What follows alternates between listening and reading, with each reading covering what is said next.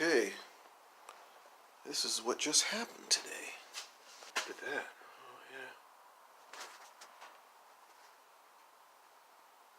So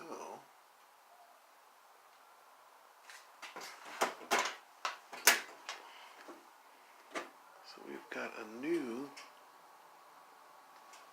side panel, sub panel. There you go. Got a sub panel added. So I got my Dousida. So I got the L without the ground fault interrupter. And that's going to go on here. I need to put a nail up here so I can mount this thing all the way. I forgot to tell them to mount it upside down. But anyway, there we go. We've got a light. We've got a light. That's power, it says. It's very bright. It actually shines right in your face. Makes it hard to read, and the words are very dim. But it says power there. Oh, he already peeled the plastic off of it. Okay, alright. And this is the cable. My Volt is over there with the charge door open, waiting for me. Okay. Wow, this is definitely long enough. Let's see. Well, look at that. Jeez. Could almost back the car in. Alright, now I gotta get that off without dropping the phone. So let's see. There we go. This is the maiden plug.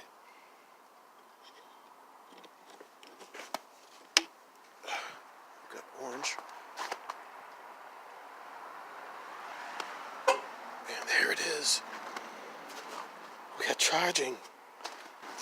220 or 240, whatever it is. Oh, we got a green light, and it's so bright I can't read because it's shining right in my eyeball. Okay, connected is green, charging is blue, and the bottom one you don't want to see because that says fault. Oh, I see.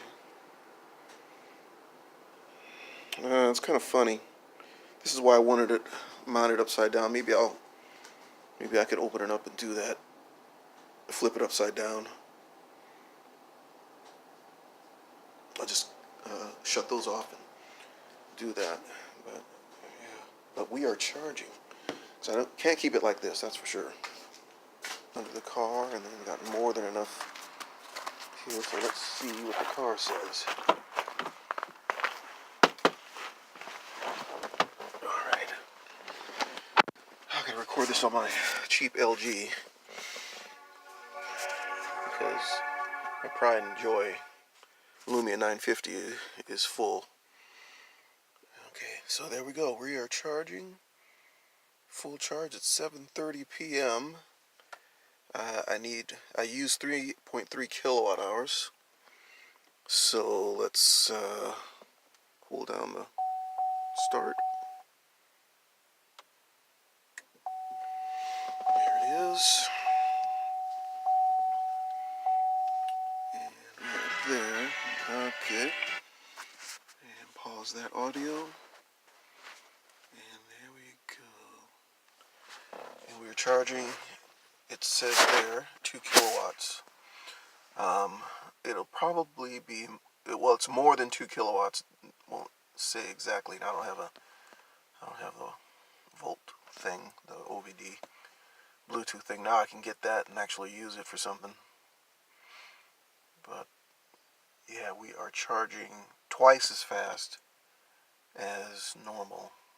Well, twice as fast, obviously, as the level 1. I've had the car 3 years and a month, almost a month, and I finally got the level 2 charger going. But there we go. No more having to set it to 12 amps before I charge again and wondering if I forgot. So that is very, very nice. And the time is 6:08, and for 3.3 kilowatt hours, we're looking at a, I don't know if I can get back to that. See, that's the only problem. Oh, there it is, yeah. So it'll be done at 7:30. I wonder if it'll be done early, because level 1 is always done like anywhere from 15 minutes to an hour and 15 minutes early.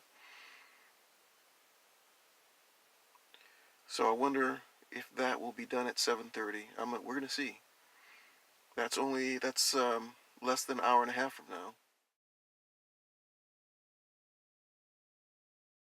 And currently we're at 17 miles range.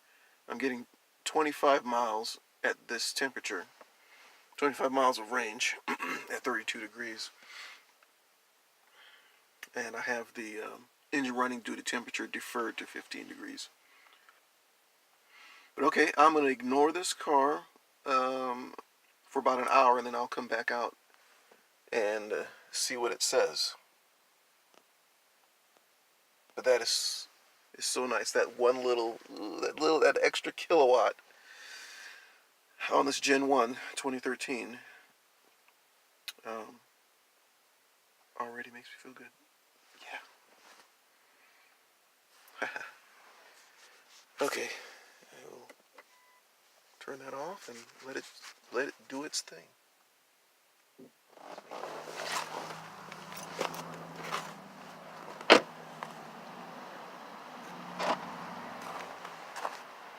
Keep on charging, my friend. Oh, that's got a little loop.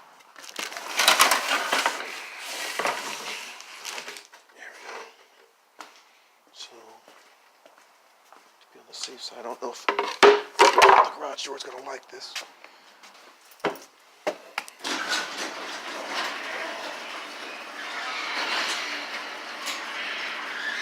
Wait a second. I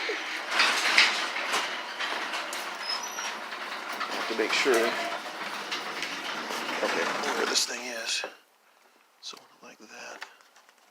And so it's right at the same height as the cable. So as far as the thickness goes, in fact, the wood might be a little bit thicker. So we'll see what happens when the garage door closes.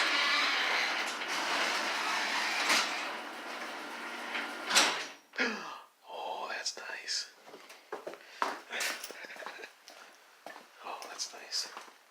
Oh, that'll do nicely.